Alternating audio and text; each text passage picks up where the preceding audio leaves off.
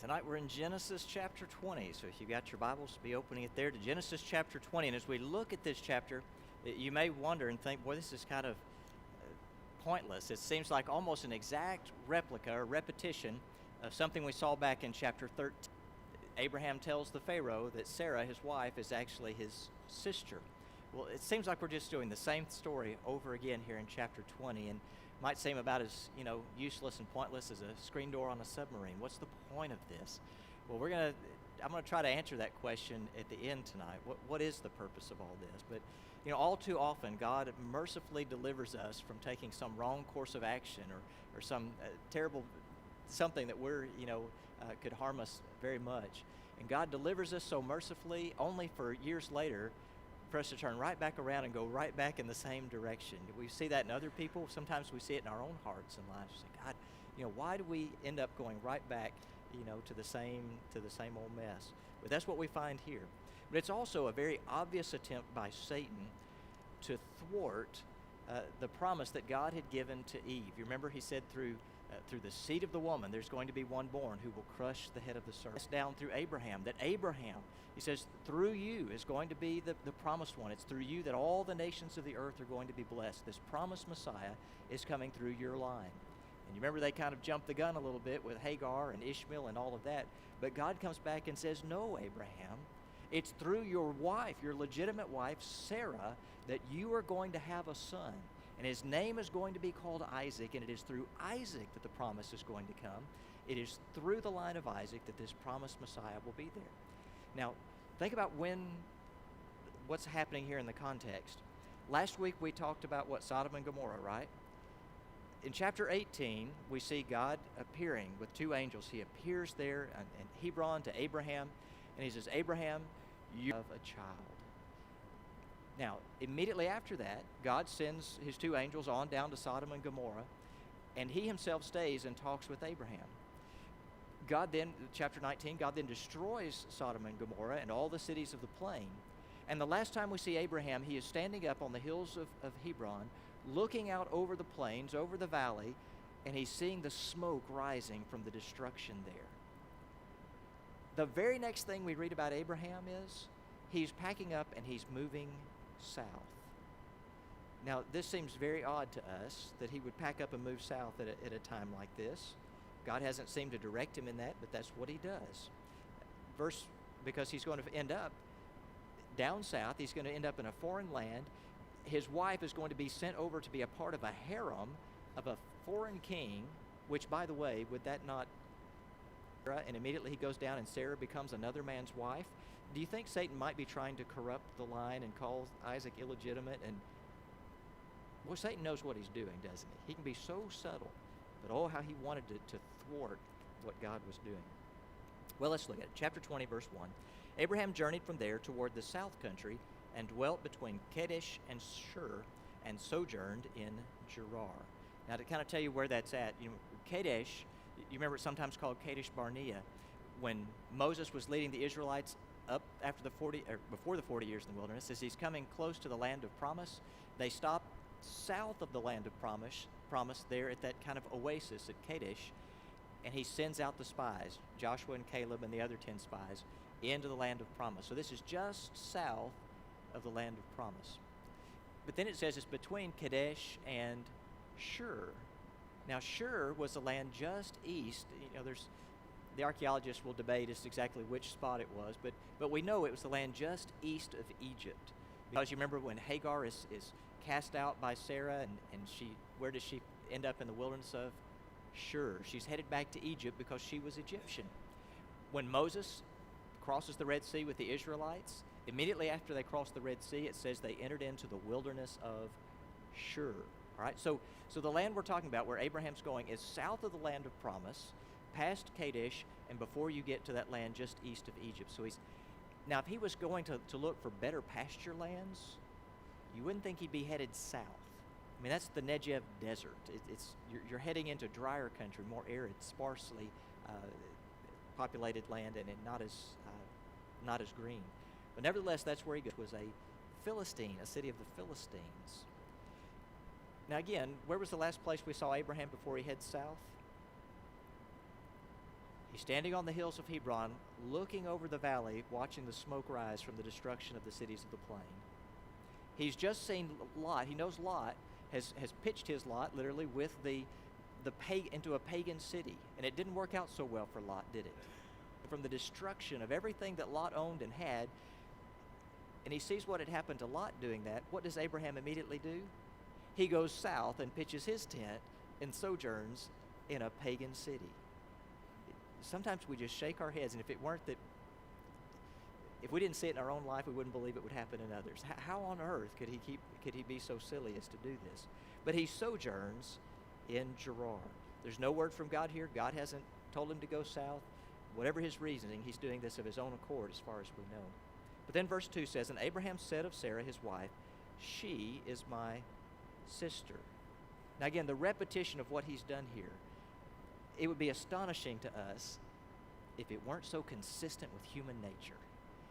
Just like Proverbs chapter 27 verse 19 says, as water, as in water, face answers to face, so the heart of man to man. Just like you look in water and you see the reflection of a face, so you can see one man's heart reflecting another man's heart. We can see that human nature, that sin nature that's so prevalent there. Well, verse 2, Abraham said of Sarah his wife, "She is my sister." And Abimelech, king of Gerar, sent and took Sarah. So it's Abimelech. Now, Abimelech is not his name. Abimelech is his title. That was the title of the kings of the Philistines. Just like the Egyptians had pharaohs, the Romans had their Caesars, the Europeans have their kings, or the Germans their Kaisers, the Russians their czars, the Indians have their Maharajas, and the Muslims their caliphs. Well, the Philistines had their Abimelechs. We're going to find Isaac later in chapter 26. He'll be interacting with a king of the Philistines named Abimelech. But you can go all the way down, Jacob, past the 400 years of bondage in Egypt, past the hundreds of years of judges, all the way into the time of the kings.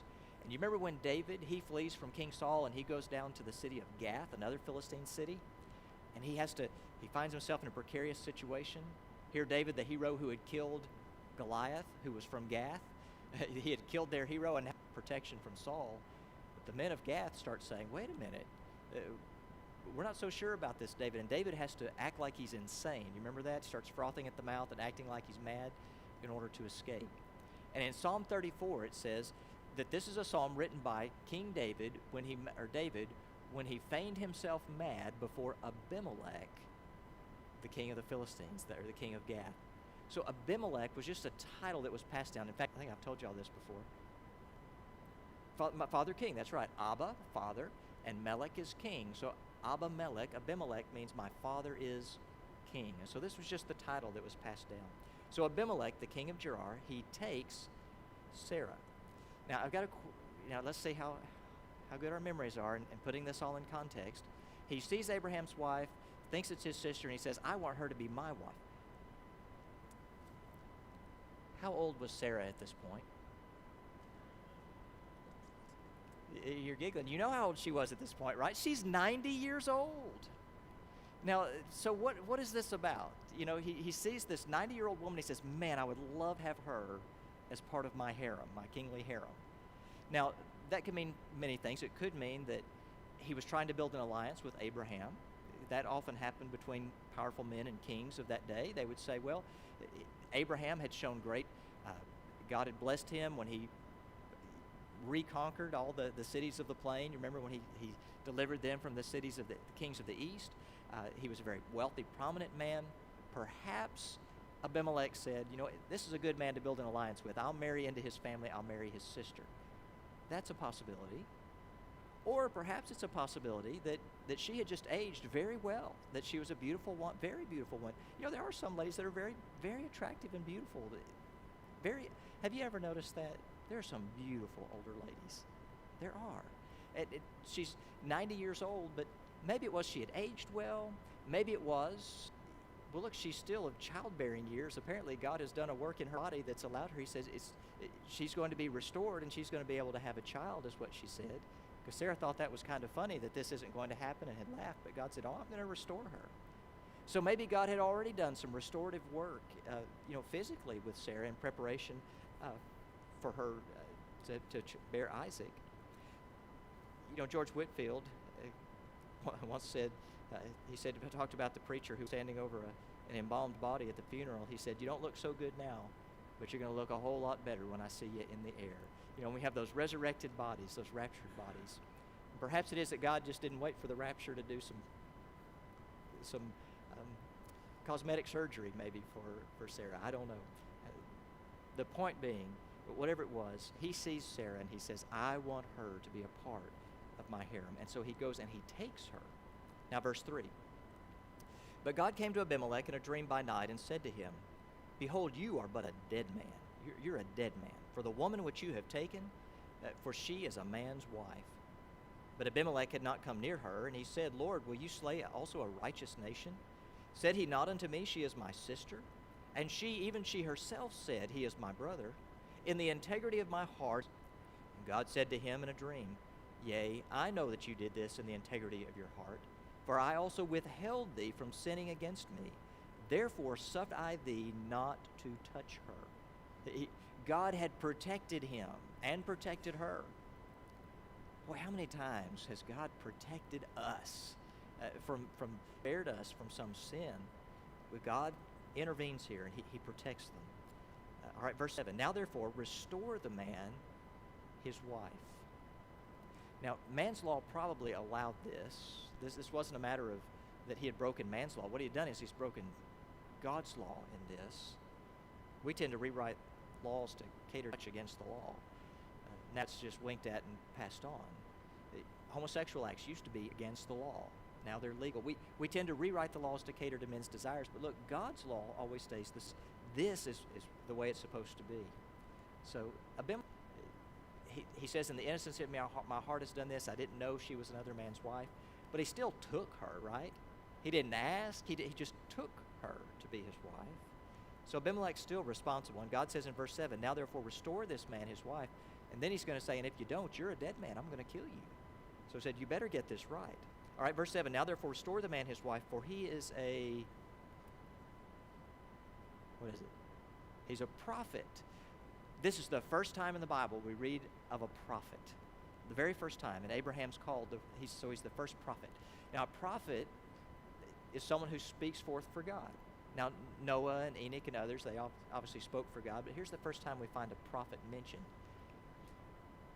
Abraham's purpose was to be a prophet. Abraham said, "I'm going to pick you up from the land of the Chaldees, and I'm going to take you from that eastern area. I'm going to put you right in the center of the known world. I'm going to put you right there between Europe and Asia and Africa, right there at the crossroads of the world. I'm going to plant you in this land of promise, and you are to be my showman, my prophet to the world, so the world will know me through you and your descendants, my people." He was to be that prophet of God. But isn't it sad that God has to tell Abimelech that Abraham's a prophet of God? He wouldn't have known it otherwise. Because Abraham, God, one who served this awesome God, the one true God. So God has to tell him. It's because Abraham hadn't been acting like a man of faith here. Verse 7 again, "Now therefore restore the man his wife, for he is a prophet, and he shall pray for you, and you shall live. If you restore her not, know that you shall surely die, you and all that are yours." Now remember, we talked about man's law versus God's law. Does God take the exclusivity of marriage pretty seriously? Oh, absolutely he does. From the time he brought Eve to Adam and said, "Now the two of you shall be one flesh, and what God has put together, no man shall take asunder." It was serious in the days of Adam and Eve. It was serious in the days of Abraham and the patriarchs. It was serious when the law came and God established it in the law. Even in today's day of grace, is it still serious to God? Absolutely. Verse 8. "Therefore Abimelech rose early in the morning and called all his servants and told all these things in their ears. And the men were sore afraid." The fear of God falls upon the men of Abimelech and the men of Gerar. There's something to be said for the fear of God. They recognized, boy, the fear of God can either save our nation, or the lack of the fear of God can destroy a nation. We could learn an awful lot about that in the United States of America too. The fear of God is a good thing, to reverence God. They are sore afraid of what's happened here. Now verse 9, "Then Abimelech called Abraham and said to him, What have you done to us? And what have I offended you, that you have brought on me and on my kingdom a great sin? You have done deeds unto me that ought not to be done. And Abimelech said unto Abraham, What sawest thou that you have done this thing? Now Abraham, red-faced and embarrassed, has to answer. He has become cowardly. He's fearful, and his cowardice has led to compromise. And perhaps that's why Abimelech didn't recognize him as a man of God. He wasn't acting like a man of God. So Abraham gives him three answers here. And the first one comes in verse 11. Basically, it says, I was afraid. Verse 11, And Abraham said, Because I thought, surely the fear of God is not in this place, and they will slay me. Surely these are not servants of God. They're not going to have fear of God, and so they're not going to care, and they'll just kill me and take my wife. Abraham was so afraid that the fear of God was not in Gerar that he had forgotten that the fear wasn't there. That he had forgotten that God would always be with him, right? And if he was in Gerar, God would be with him. And if God wanted, God would be his protector and provider and all that he needed in Gerar. Figuring if the Philistines didn't fear God, Abraham forgot to fear God himself. He was more afraid. Now, get this. What's happened is he has become more afraid of the men of Gerar than he is afraid of the God who has power over the men of Gerar. I mean, who should we be more concerned about? Man? Isn't that what Jesus said? Should we be more worried and fearful of man who can kill the body, or God who can take kill the body and send the soul to hell? Here's the God who rules in the affairs of man. He's the one that we should be reverencing. But instead, Abraham was afraid of the men of Gerar. And by the way, God can strike fear in the hearts of anybody he wants to, can't he?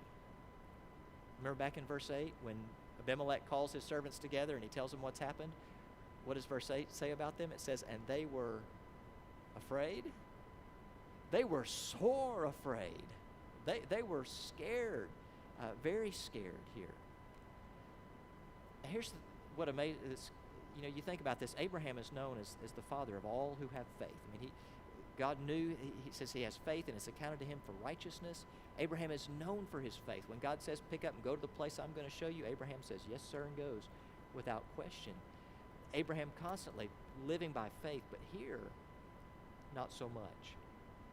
In Romans chapter 4, verse 16, we read, therefore it is of faith that it might be by grace, to the end of the promise might be sure to all the seed, not to that only which is of the law, but to also that which is of the faith of Abraham, who is the father of us all. Abraham is the father of all who have faith in God. And yet we see here Abraham is not walking solely by faith. Again, verse 11, and Abraham said, because I thought, surely the fear of God is not in this place, and they will slay me for my wife's sake. He'd forgotten to reverence and fear God and put his faith there. His second answer to Abimelech, his first was, I was afraid, basically. His second was, it's partly true, but if a half-truth is told in order to deceive, you know what that makes it? Maybe a half-truth, but it makes a whole lie. It's exactly what it is. Verse 12, he says, and yet indeed she is my sister. She is the daughter of my father, but not the daughter of my mother, and she became my wife. So she's my half-sister, so I wasn't lying. Well, yes, he was, because he was telling that half-truth in order to deceive, all right? Then he has a third answer, and his third answer is, well, this was an arrangement that was made years before we ever came here. 30 years ago, we decided that this is what we would do. Verse 13. It came to pass when God caused me to wander from my father's house, in other words, when God appeared to Abraham in Ur of the Chaldees and said, follow me to the place I'll show you. It says, when God caused me to wander from my father's house, that I said to her, this is the kindness which you shall show unto me. At every place where we shall come, say of me, he is my brother. So we're going into places we don't know, places where people don't know us, we'll be at their mercy. So just show me this kindness. Wherever we go, just tell people that if they know I'm your husband, they'll kill me and take you. All right? Well, here's Abimelech's response. And Abimelech's response isn't, oh, so you serve this God who called you out of Ur, and this guy, I'd like to know more about this God of yours. Not at all. Abimelech is not interested at all in the God of Abraham. And you can't help but wonder, if Abraham had been more like Naomi, I wonder if Abimelech would have been more like Ruth. If Abraham had showed up in Gerar as a faithful servant of the Almighty God, if Abimelech wouldn't have said, hey, tell me something about your God who delivers you from all the kings of the east, and the God who can have you childbearing, at this age, and tell me about this God of yours. But instead, because Abraham hasn't been living by this, I don't really want anything to do with you. I just want you gone. In fact, he kind of mocks and disgraces Abraham. Look at how he disgraces him. He kind of treats him like a hireling that could be paid off. Verse 14. And Abimelech took sheep and oxen and manservants and women servants and gave them unto Abraham, and restored him Sarah his wife, as though he could be paid off. Now Abraham's already a man of distinction. He's already a very wealthy man, a man of great prominence. But he says, here, let me just buy you off. So it's kind of a disgrace to Abraham. But then he also dismisses him. Look at verse 15. And Abimelech said, behold, my land is before you, dwell where it all this land that I control. You can go anywhere you want to. You just pitch your tent, graze your flocks anywhere you want to. It's almost as if Abimelech says, I'm not even a follower of your God, but let me show you how a follower of God ought to act towards somebody else. I think that let me show you how you should have acted towards me. Him and dismissed him, but he disdains him. Watch what happens, verse 16. And unto Sarah he said, behold, I have given your brother 1,000 pieces of silver. Now he knows at this point that Abraham's her husband, right? But he doesn't say, okay, I've given your husband 1,000 pieces of silver. What does he say?